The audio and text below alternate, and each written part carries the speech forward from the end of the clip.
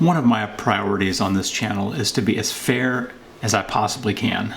And there's no way to be completely unbiased or fair. We all have our feelings and emotions. We try to kind of set those on the side and speak fairly and accurately. And one of the ways that we can be sure that we are not doing that is by making broad or universal, very specific, outlandish statements about a universal population. So when we say things like, home church is just a pooling of ignorance, we can be sure that we are wrong, because not all home churches are doing that. In fact, there is no one way that home churches do things. There are independent home churches out there that are making decisions for their local body that's not binding on any other group. So there is no like one way of home churching. And what I hear that bothers me so much, and I just heard it again this morning on YouTube, is that when people get together in their homes, what you're going to get is a pooling of ignorance. Really, that's what you get when you meet in a home. Well, let's be fair-minded about that. Can you get that in a home? 100% you can get that in a home. Can you get that if you get away from the educated authorities, the lead pastor and things like that? Absolutely you can. But did you know that you can have a senior pastor with all these degrees on the wall and everything else, which I have a video on senior pastors I'll put up here because it's not even a biblical thing, but it's all over the place. Senior pastors can be biblically ignorant. You can get a bunch of Bible class teachers together and pool ignorance. You can meet in a classroom at a church building and pool ignorance.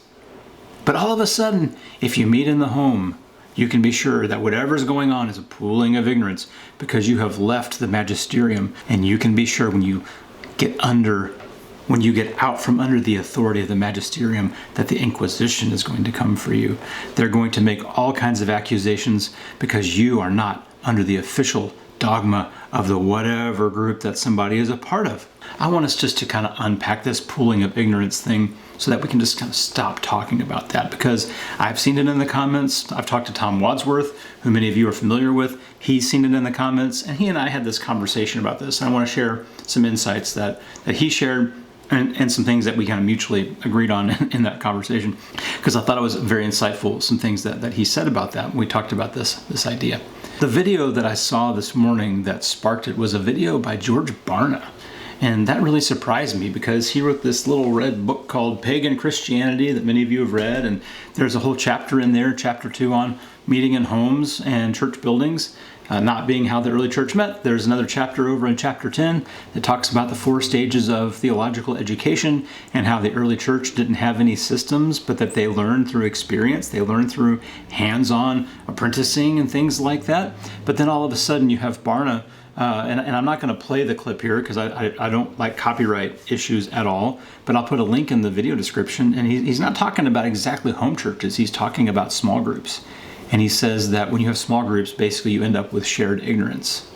And I don't know the total context of that clip, but the tendency is when people talk like that, what they're saying, when there's no official educated person present, that there's one of 2 things that are going to happen. Like either you have an official person who's educated or you don't. And if you have them, then it's implied that everything's above board and that the things that are being taught are true and that there's no ignorance involved because this person was trained. But if you don't have a theologically trained person in the mix, or a bunch of them, then ignorance abounds and that's all you're going to get. And there's a false dichotomy that's set up between the trained and the untrained, which again, he talks about in this book. He gets all into it in chapter 10.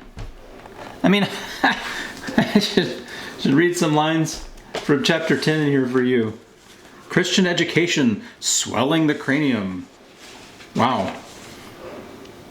In the minds of most Christians, formal Christian education qualifies a person to do the Lord's work. Unless a Christian has graduated from a Bible college or seminary, he or she is viewed as being a parrot minister, a pseudo-Christian minister, a pseudo-Christian worker. Such a person can't preach. He's just talking about this is the way things go in churches. He's just criticizing it. This person can't preach, teach, baptize, and minister the Lord's Supper since he or she has not been formally trained to do such things. Right? The idea that a Christian worker must attend Bible college or seminary to be legitimate is deeply ingrained, so much so that when we that when people feel a call of God on their lives, they are conditioned to begin hunting for a Bible college or seminary to attend. Such thinking fits poorly with the early Christian mindset. Bible colleges, seminaries, and even Sunday schools were utterly absent from the early church. All are human innovations that came hundreds of years after the apostles' death. How then were Christian workers trained in the first century if they did not go to a religious school? Unlike today's ministerial training, first century training was hands-on rather than academic. It was a matter of apprenticeship rather than intellectual learning. It was aimed primarily at the spirit rather than at the frontal lobe. In the first century, those called to the Lord's work were trained in two ways. They learned the essential lessons of Christian ministry by living a shared life with a group of Christians. They were trained experientially, or two, they learned the Lord's work from under the tutelage of an older seasoned worker. In contrast, stark contrast, contemporary ministry training can be described by the religious talk of Job's miserable comforters, rational, objective, and abstract. Very little is practical, experiential, or spiritual. A complete examination of the methods by which Christian workers were trained, blah, blah, blah, blah, blah. Okay, so what he's saying here is he's saying that the academic thing doesn't really work out, but then he's saying over here that if you get over here into a home, supposedly like away from the trained people, that you're going to have a bunch of ignorant people. So here's the... Okay. Anyway, a few truths. Being trained doesn't stop you from being ignorant. Okay? Having education doesn't stop you from being ignorant. Getting up on a stage with a mic doesn't keep you from being ignorant. Being a Christian for a long time doesn't keep you from being ignorant. Okay?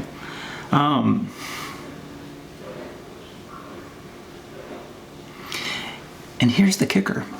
When that trained professional academic person is up on the stage with a microphone espousing things from the scriptures and giving their interpretation on things, which may well be right, there's a higher degree of trust that what they're speaking is true because they are being paid for this, they are being elevated, they're being given a mic when everyone else doesn't have a mic. There's an implied, not even implied, a very stated upfront sense of authority that this person has when they take on that position, which then gives a deeper level of trust in what they're saying to be true, even though it's interpretation, right? So all of a sudden we say, yeah, if you compare that to someone teaching in a home, and they're sharing from their experience, and they're sharing from their study, and they're sharing what God's laid on their heart, and they're opening the scriptures, and yes, there may be some ignorance there. Yes, they could be wrong about X, Y, and Z. We all are at times, by the way. We're all ignorant on some level, by the way. There's not as high of an implied level of trust to what is going on in the home as there is on a stage with lights on and fog machines and someone, whatever. You get the drift, okay? And so there's a communication of authority and position that is different between the traditional church and the home church that people can very quickly, more quickly and easily be led astray by a false teacher with a mic on a stage than in a home in a living room, I believe.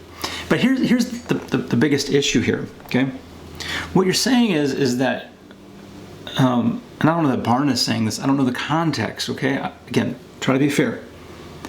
You have people who've been in churches for 20 years, 30 years, 40 years, 50 years, and what you're saying, this is part of what Tom shared with me that I thought was so insightful, was that if you get them off in a room without the paid person there, without the expert, all you're going to have is a pooling of ignorance. We don't want the pooling of ignorance. And so, this thing in the homes is no good.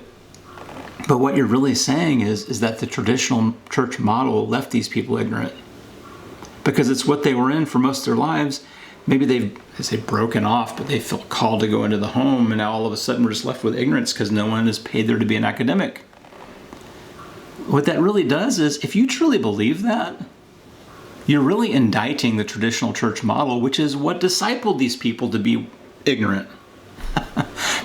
Maybe you could say because all they did was attend worship and sit and listen to a sermon and have things spoon-fed to them at the lowest possible denominator without much challenge, because that preacher's trying to hit everybody in the room.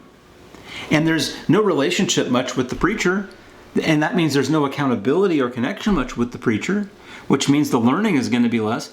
But my point is that this statement of pooling of ignorance is stated in a way as to support the traditional system, but in effect, it actually indicts the traditional system if it's true. And I'm not so certain that it is true. But if you believe that, then you are actually indicting the very thing you're trying to support. If you think about how people are trained, like how would you not be ignorant? It's called you would be educated, you would be trained, you would get information, you would adopt the information, your life would be changed, you'd have transformation. How does the traditional church model intend on going about keeping people from being ignorant when they've been a part of it for 40 years?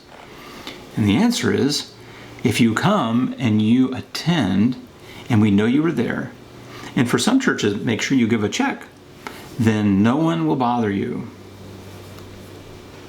You're going to come probably less than half the weeks. You are probably not going to go to Bible class. You are probably not going to go to small group. Very small percentage of people do all that. And so the average churchgoer is getting less than half the sermons from someone who they don't know. And then they just go home and come back the next week.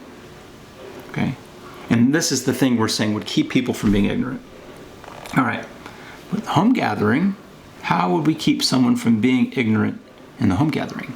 Well, their education is more than just coming, sitting, and listening to somebody talk. They can ask questions. They can be involved. They can participate. They can hold the teacher accountable by saying, is that really what the Bible says? What about verse such and such?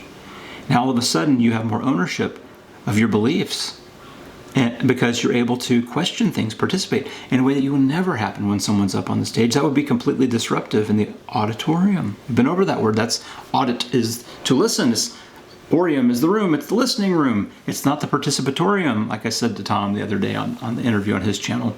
When we're taught with room for discussion, room to ask questions, room for accountability, we're going to grow more. We're going to learn more. We're going to know more.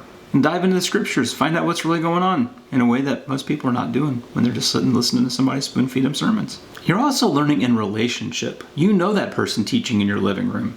On Sunday, you probably know the preacher. Say hi to him. Good morning, preacher. Great job this morning. Do you really know the preacher? Do you really know the character of the preacher?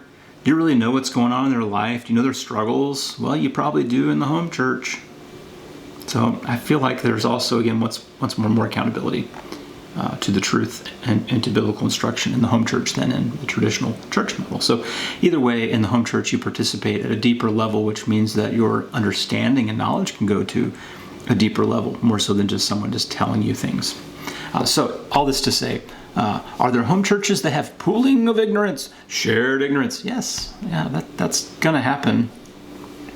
But I would like to think it's not the norm. I would like to think it's not most. Not something I'm running into all the time. Maybe you are. I had a comment here on the channel a little while back. I'll show you on the screen that little snippet of it. It talked about how this, hey, part of my experiences, I've gone to home church, it was a pooling of ignorance.